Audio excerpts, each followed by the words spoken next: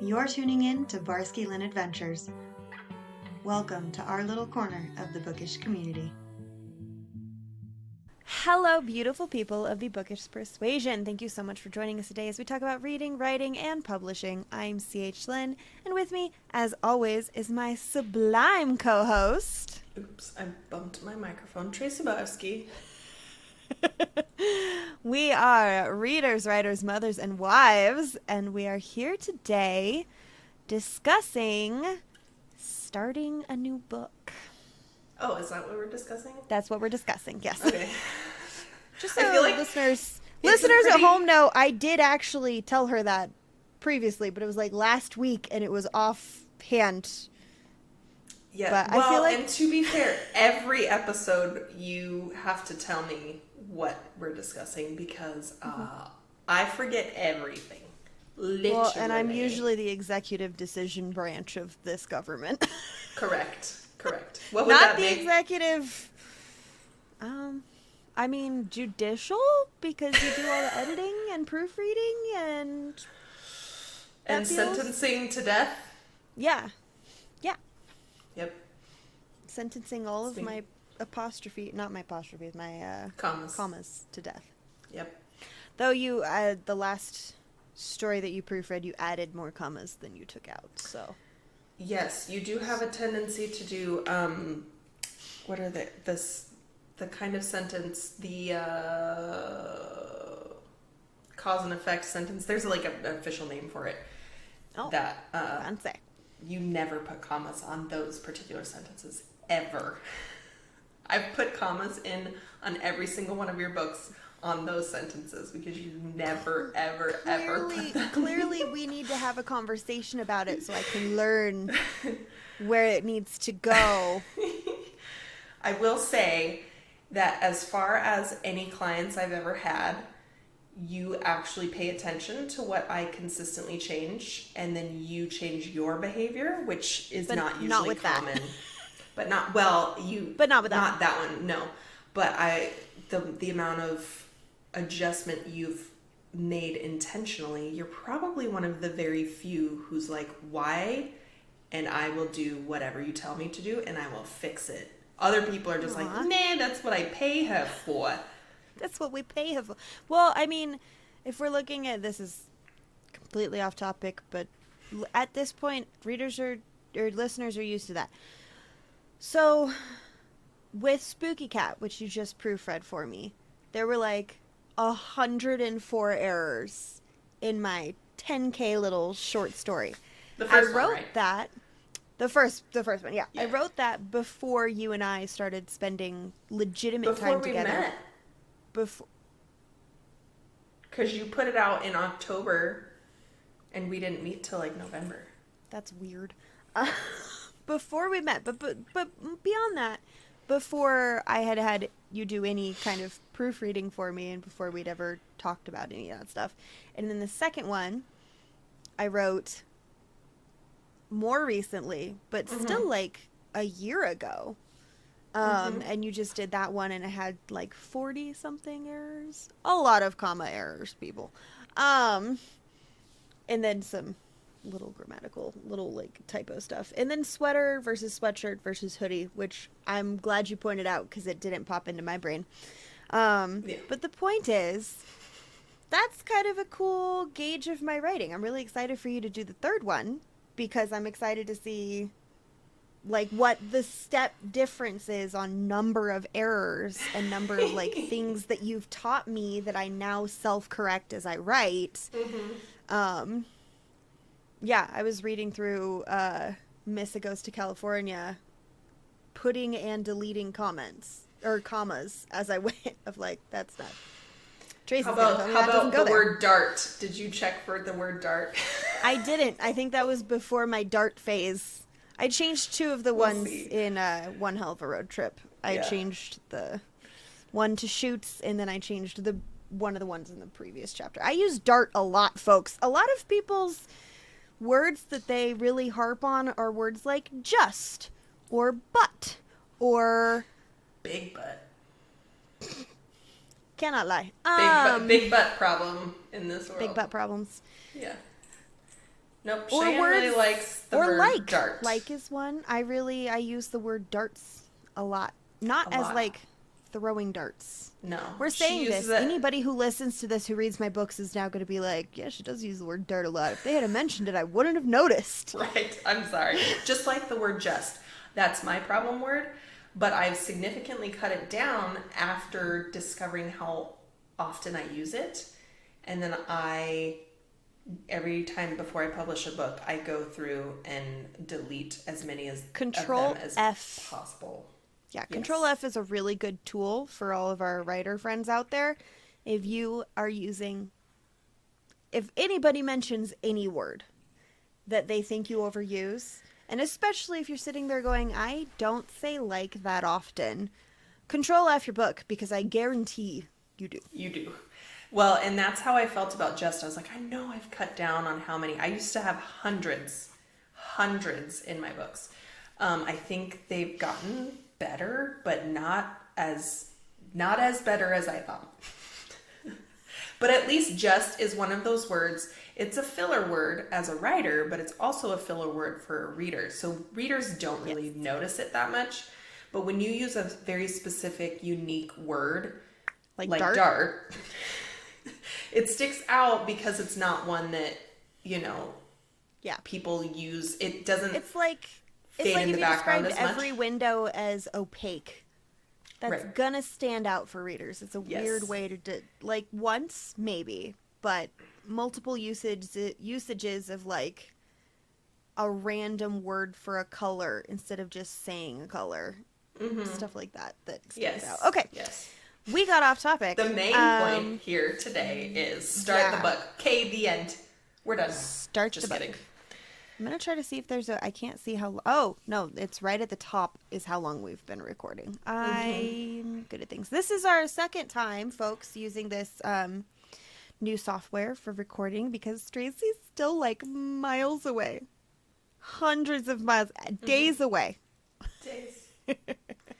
Days away. Oh, I miss your face. Anyway, school has started again, so we have time. We being me, to record now. Sans the children's. It's incredibly hard. So, we're going to be back on it, putting episodes out every 2 weeks. Over on our Patreon, our epilogue episodes are going to start really rolling out now, that we'll have time to record a little bit more. We already have a few up, and we've got Song of the Deep audiobook up for the Patreon subscribers. But we also have the beginning of Love is Murder as not quite an audiobook, because that's not how audiobooks work. You're not supposed to break the middle of a scene because you said a word wrong and then bust up laughing and then include that in the audiobook. You're but not we supposed because to, but we did because it's cute. cute. Not an actual audiobook, so it's cute. we're having fun with it. Mm-hmm. Yeah, and I said, what was it, boutique? I said Instead something. Of baguette. I said you said baguette instead of boutique, I think. I don't remember. Head over to Patreon and find out yourself. Anyway, talking about starting a new book, and the reason that we are jumping into this conversation topic. This is my chair, I promise. I love how, like, I've got the padding up on the walls and, like, soundproof curtain. And Tracy's literally You've got in a cave. Ice in a you've got ice in a metal touch jar. It. Mom, I won't touch it. Promise. But also this chair is really loud when I move. The chair is really loud. And things sure, like such as chair. Okay. That would be really I'd be concerned about my digestion. Body if you made that noise. Yes, yeah. I'm trying to shift. I would also be concerned. Okay, well, Tracy gets comfortable.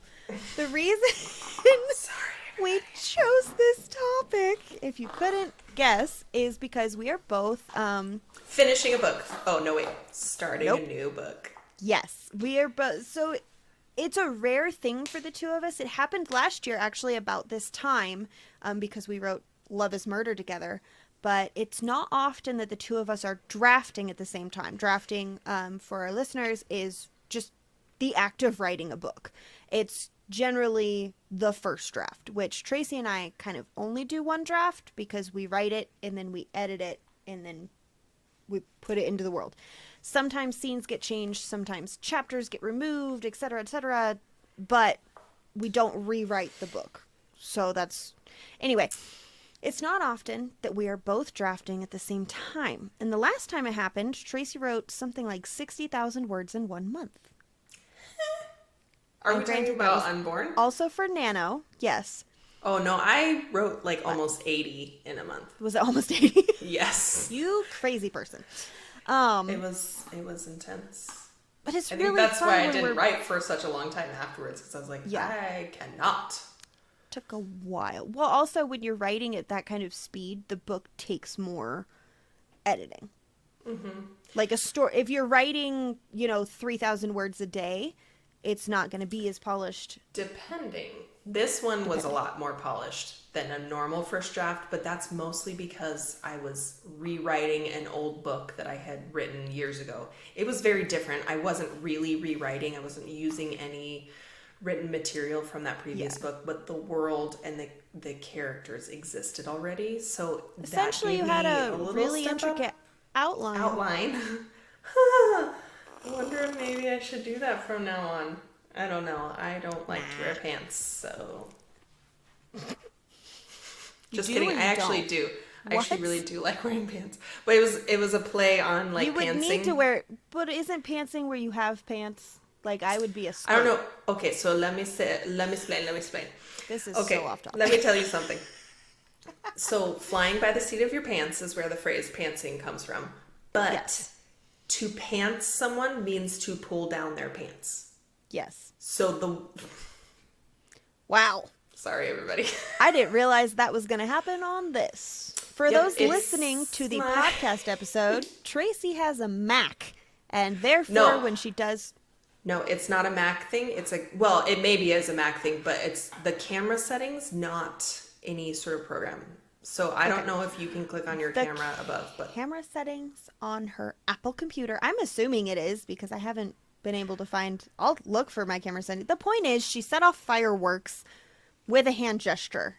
Got to describe that. We have people who listen to the podcast and not just watch it on YouTube. Yes. Sorry, that was why there was that awkward pause, because there were fireworks on the screen behind me. I apologize, everybody. She went completely dark. You know what? It was just fireworks. I'm just going to take it off. Don't turn it off, because it'll be a fun little random thing for our YouTube subscribers. Okay. I'll just let everybody have it. Hearts. She did hearts now. Okay. So, it's not often that we're both drafting a book. When we are both drafting a book, we usually are capable of writing incredibly quickly. Because Yes. Tracy and I like to do sprints. Do you want to, since you're the sprint enthusiast, do you want to explain what sprints are to our beautiful listeners? It is not running, because I am not enthusiastic about running. However, we do writing sprints where we set a timer. Good specification. Yes, because I hate running. I think I'm going to like it, and then I go do it, and then I want to stab somebody. Hence, love is murder. Yes, that was a self-insertion opinion situation in Love is Murder. Okay. Writing sprints. Writing sprints. So you set a timer, and before you set the timer, know how many words you're at, write those down, set a timer, and you have to write as many words as possible in those minutes that you set. So we typically do 15. You can set it for however long you want, but 15 minutes is a really good, 15 to 20 minutes are usually what I would recommend, just because it's long enough to get you a really good chunk of words, but it's not too long, and you really can use that brain and body break after the timer goes off. So typically, we do our starting word count, we set the timer, we write for 15 to 20 minutes, it ends, then we add up, the difference. We do math. Yep, unfortunately. And then, sorry, Lupe. My husband is a mathematician. That's not his favorite kind of math, though. He likes the weird math that has to do with space and stuff. Sure, that's the way my brother is too. So at the end, then you can find out how many words you wrote in that chunk of time. It's just a fun way to keep yourself on task. Because I don't know about anybody else, but I get on to write and then I spend an hour scrolling on the interwebs instead of actually writing. And this keeps you on task.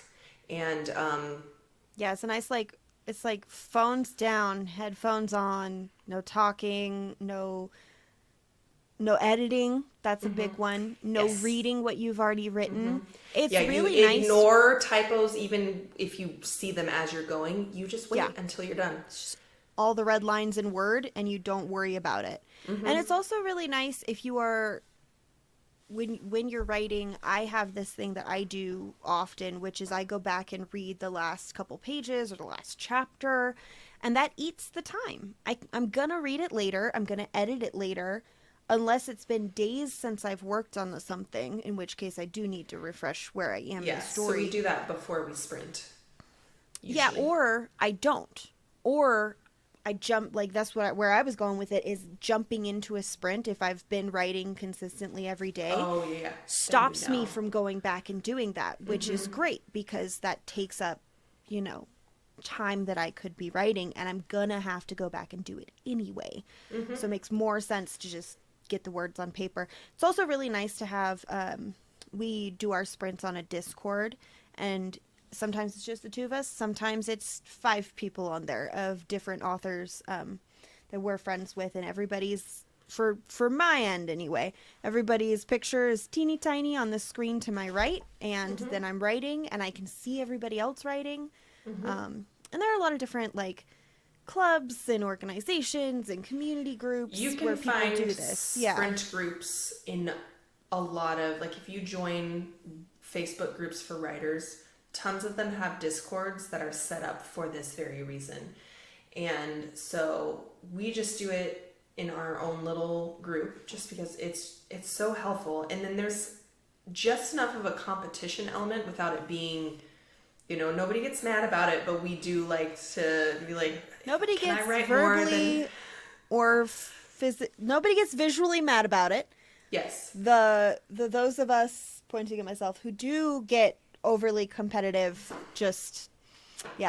Tracy's doing the hand up, pointing with the thumb, all discreet. I am very competitive, so it is helpful for me because I am very competitive. I won. It just pushes you just enough. So when we've had really good writing sprint sessions, haven't we gotten upwards of 700 words in 15 minutes? I think both of our maxes were over 750. Not 800 yet. Yeah. Listener. Yet. But over 750. And that's only happened a couple times. Generally, we float happily between... Yeah, I was going to even I feel like 5 is the average. But if 5 is a good average. On a chill day, it's 3 to 5. And then on a really we're in the flow that we're reaching act 4 and everything's happening in the story, then 5 to 600 for sure. So then, doing that math really quickly, if you're sitting there for an hour, you do 4 writing sprints of 15 minutes, you've written 2,000 words minimum in an hour. Guys. That's one of the best ways. And we would do, when we were doing Nano, we would do those every single day, usually multiple times a day. And because Cheyenne and I would do it in person too. But we also do it a lot on Discord in the evenings. So we were getting together. Even if you go by yourself and your whole writing thing is sitting at a coffee shop, if that's your vibe, absolutely, that's my vibe. Absolutely do that. Set a timer on your phone and just put your phone screen down and just be doing that. It is incredibly helpful. Yeah. Okay. So we talked about writing sprints. You and I are both drafting. I'm on the struggle bus still with my drafting. Same. I call it the new book blues. Yeah. I was talking to a fellow friend of ours, aka that's not her real name. That's also what's not her author name. What's her author name her name is Caroline Frank. Caroline Frank. Her real name is not that. So I struggle with her pen name. And I don't even call her by her real name. I just call her AKA. Anyways, we were talking about it because She writes spicy books. Go check them out. Caroline Yes. Frank. She's on Instagram. Yes, she writes spicy romance books. She's drafting as well, although she's a little bit farther than I'm, I think, 3 or 4 chapters in, and she's probably closer to chapter 10, I want to say, but she was saying she was struggling with it too. And I feel like it's a real thing. The new book blues, where your characters are new, your story is new, you're really trying to get into the groove of their voice, of this new story that you have to start building from the ground up. So it's been hard for all of us. I have not gotten as many words as I normally would or have. I have the new book blues, but it's a different kind of I have the new book jazz. It's a different kind of blues because I have the world. It's the 3rd book in a series.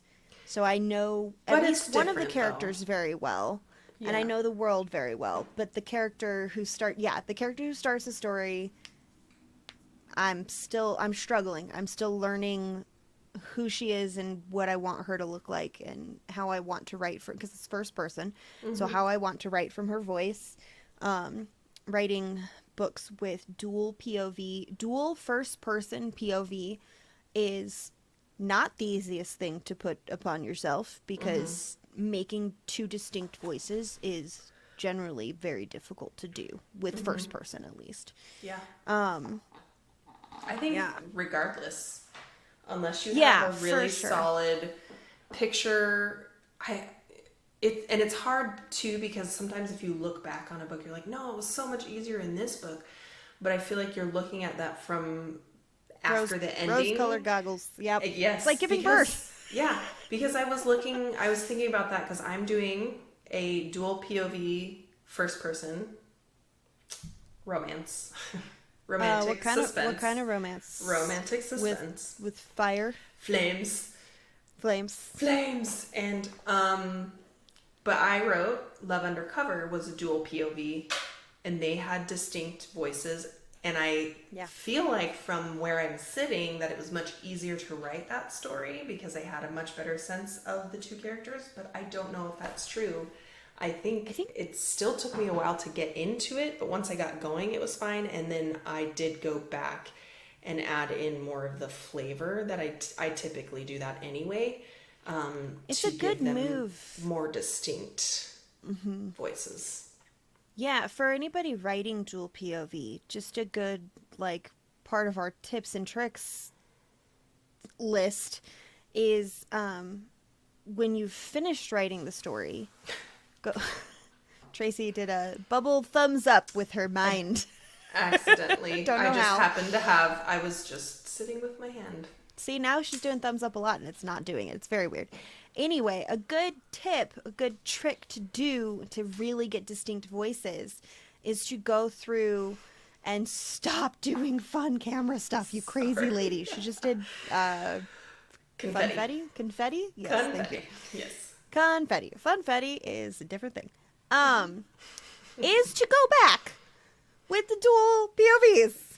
And for example, Sadie from Love Undercover, hippie kindergarten teacher, never curses, likely to use maybe more flowery language in her inner monologue, likely to be a little bit more quirky, you'd think kindergarten teacher, gentle parenting vibes towards herself and towards other people versus the incredibly hot undercover guy, Chase, who is an undercover FBI agent working with really bad guys. So he curses a lot. He does not have a gentle mind in terms of how he thinks about himself or how he thinks about other people. It's a very protective persona.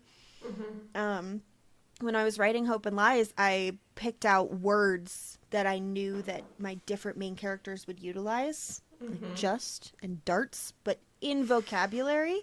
I use a lot, but beyond that, I use noob and heckin'. Those are 2 words that I enjoy saying. So I found words for specific characters and go through and like sprinkle it in the dialogue and sprinkle it like Even that kind of thing. how they phrase certain things or how Yeah. they react to certain things, it will be very different based on their background, their personality. Are they, more focused, or are they more, head in the clouds? Flighty. Yeah. Sadie was designed to be more like Cheyenne. She was a 7. So a little bit of chaos, fun chaos. She was funfetti. That's what she was. I'm funny, babe. Yes, you are. Yeah, so But all that to say, here's Yes. the thing. This is my experience when I write stories, because I don't outline a whole lot. The first draft is me telling myself the story, and as I write the story, I usually get to know the characters better.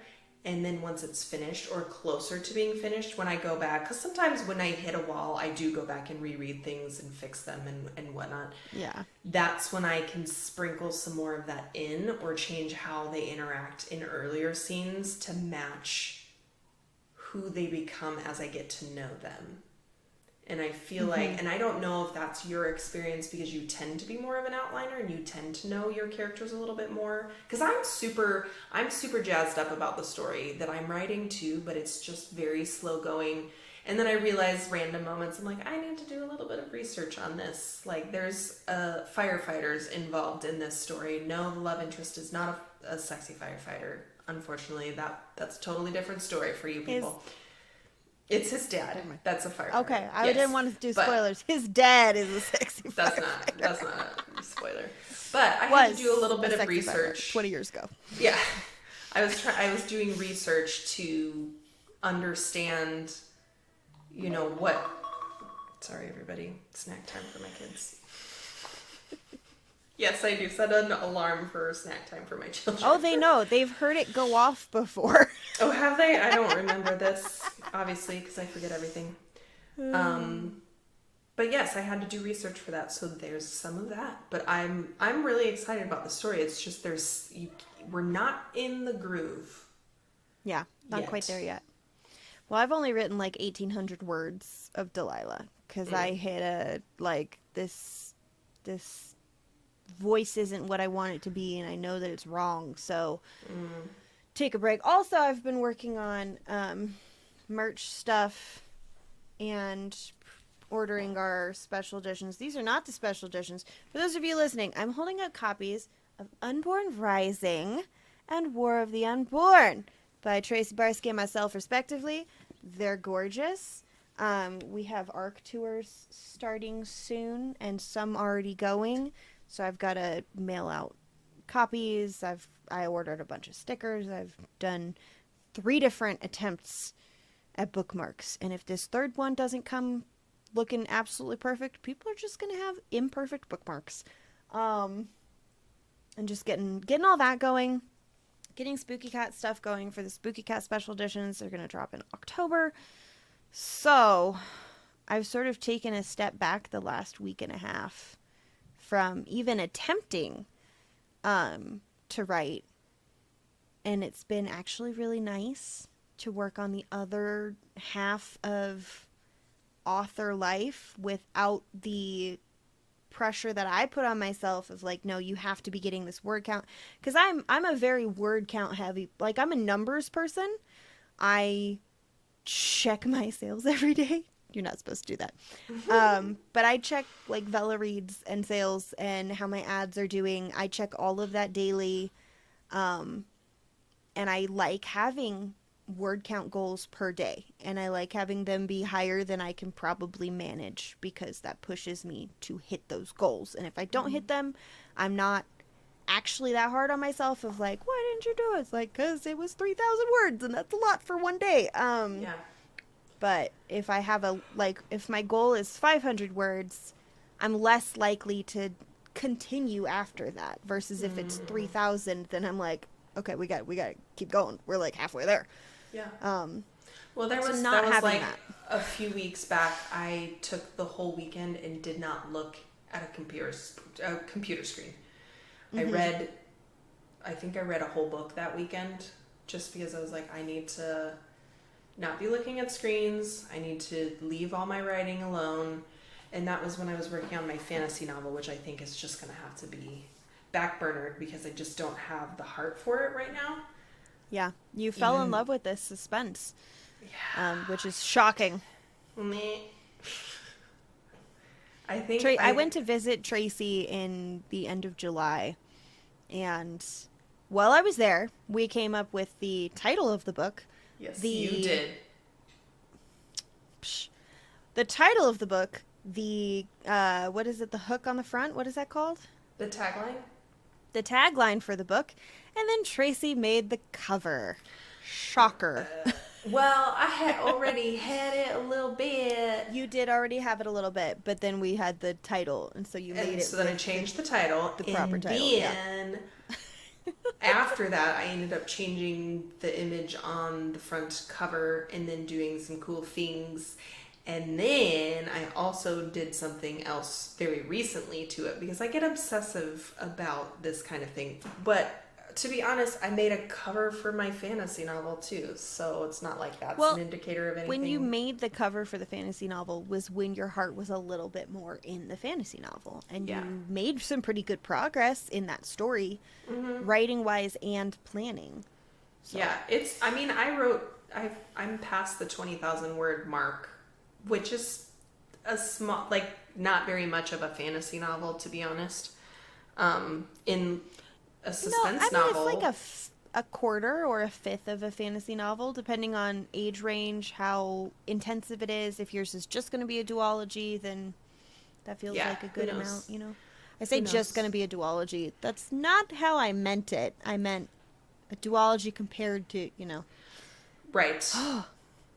I get worried that people are going to think I'm being a word. I can't think of things today. What's the word You I'm thinking are of? being a word. I'm Condescending? being many words. Yeah. Okay. Worry that people think like No. I'll meet somebody for lunch and be like, you look absolutely adorable, and I worry that Being people like are gonna- sarcastic or something Yeah, like I that. worry that people think I'm being condescending or sarcastic. I'm like, I'm not. I genuinely, No. that's how I talk. Folks, we're gonna wrap it up here in just a couple minutes. Let's Aren't do. we? We are. We're over 30 minutes, my dude. I'm pretty sure next episode is going to be a little bit more about actually starting a book. Because I would love to deep dive with Tracy about the way that she goes about the, like, from the line, like, bang, gun goes off. How do you start your book? Like, what's the race look like for you at the starting line? Because I know what mine looks like, and I also want to deep dive with listeners about, you know, my method. But we've talked plotting and pantsing on a very surface level. We haven't gone into what I use, the 5-act structure. We haven't gone into how you tackle problems when they come up, how you handle it when you get halfway through a story and something pivotal changes and you have to go back and fix things. So I would love to deep dive about that in the next episode. But this one's a little bit more, I don't know, what are we talking Chaotic. about in this one? We're a little bit more chaotic. This one, It's a reconnect, a welcome back. I guess that's what it is. There was a lot of. It was all somewhat relevant to starting a new book. You know, Yeah. sprints. Like, Oh, how for do we sure. get all those words written in a short period of time and stuff? But Hopefully I don't know. reassuring for authors who also are struggling. I feel like fall is authors' spring. You know, spring, things are growing, everything's new, it's all beautiful. I feel like fall is that for authors of like, a lot of us now have time to write if your kids are going to school, or it's starting to be like cozy, spooky season. So people are a little bit more indoors, a little bit more ready to be diving into a story. Mhm. So, anyway, thank you so much for listening, folks. Do you have any final tidbits about starting a book, about being in that stage of authoring, of writing? don't be afraid to promote. Don't be afraid to promote your stuff early as you want. You can have 500 words, and if 10 of those are a really cool sentence, promote the heck out of that sentence. Like, go for it. Yeah. If authoring is a career that you want to have, then there's absolutely nothing wrong with you putting your stuff out there as soon as you're able to. Yeah. And if it changes later, that's fine. Mm-hmm. I think a lot of people wait to do sneak peeks or work in progress and stuff like that because they're like, well, what if I end up deleting that sentence? Like, well, then people saw it on the Instagram. And they honestly, they don't have it written down, and then they're reading your book and being like, checked off. There, they said it. Off. No, they don't do that. They don't do that. All right. Thank you so much, lovely listeners, absolutely beautiful viewers. We really appreciate you. Tracy, you got to say the thing. It's been so long. Tell us we're pretty. Oh, yeah. The thing. Drop some comments. Let us know what else you'd like us to talk about. We're going to start having guests on here pretty soon because we've figured out this new recording software. If you would like to guest, please pop in the comments. And if you have any authors that you know of, or cover artists, or editors, or anybody in the bookish field, let us know. Hit us up. It's going to be a really fun time. We're going to be out here a little bit more frequently, actually being posting episodes every 2 weeks. And again, you can find the epilogue over on Patreon. Thank you so much for listening, and have a beautiful rest of your day.